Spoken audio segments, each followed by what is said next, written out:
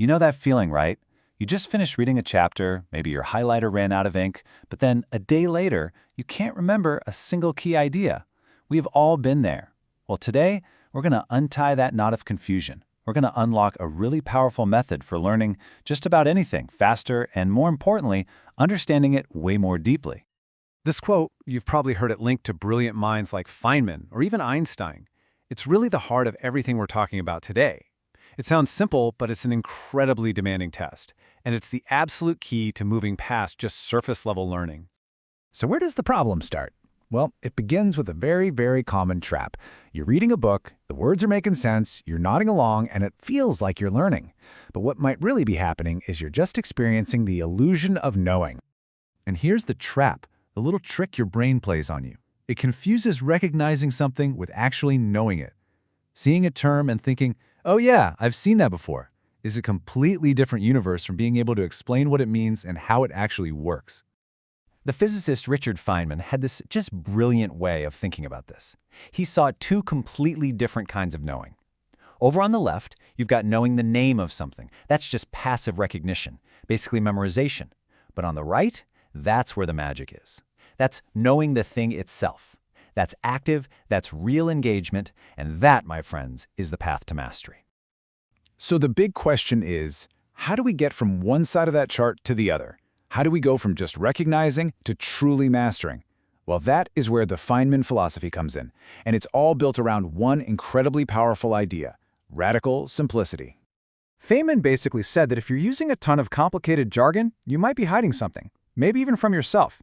It could be a sign you don't understand the topic as well as you think.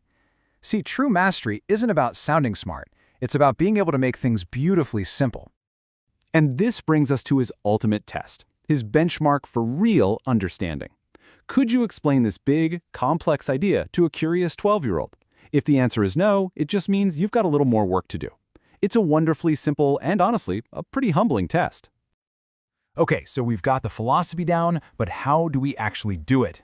Let's get into the practical side of things with the 4-step method. This is your toolkit for building genuine, solid understanding. And what is so incredible about this whole thing is how simple the tools are. You don't need any fancy software, no expensive equipment. All you need to start untying any knot of confusion is a blank sheet of paper and a pen. That's it. So this is the whole playbook right here. Let's walk through it. First, step 1, just choose your concept. Whatever it is you want to learn, write it at the top of that blank page. Easy enough. Step 2, now pretend you're teaching it to that 12-year-old. Use your own simple words. Don't just spit back definitions from the book. Now, step 3 is where the real magic happens. Find your gaps. You are absolutely going to get stuck. You'll reach for a complicated word because you can't explain it simply. And that is not failure. That's a win.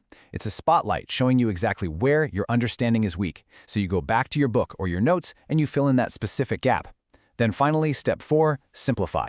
Review what you wrote. Read it out loud. Does it sound clunky or confusing? Smooth it out. Make it clear, make it simple.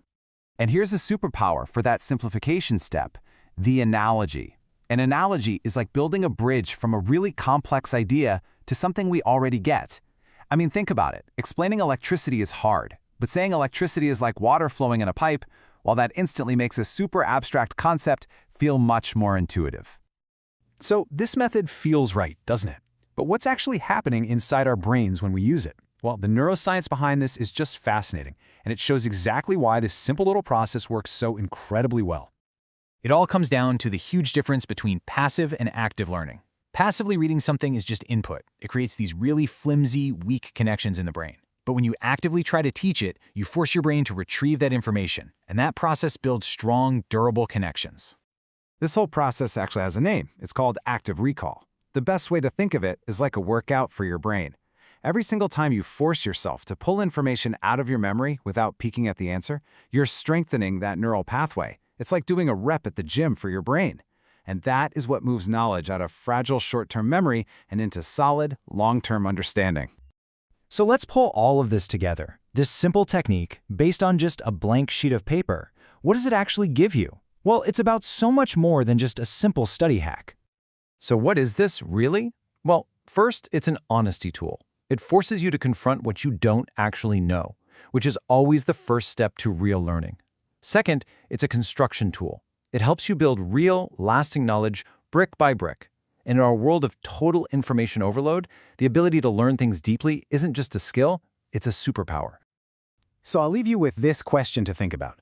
Whether it's a concept from your job, a new hobby you're trying to pick up, or a scientific theory you've always wanted to really get, what complex knot will you choose to untie first?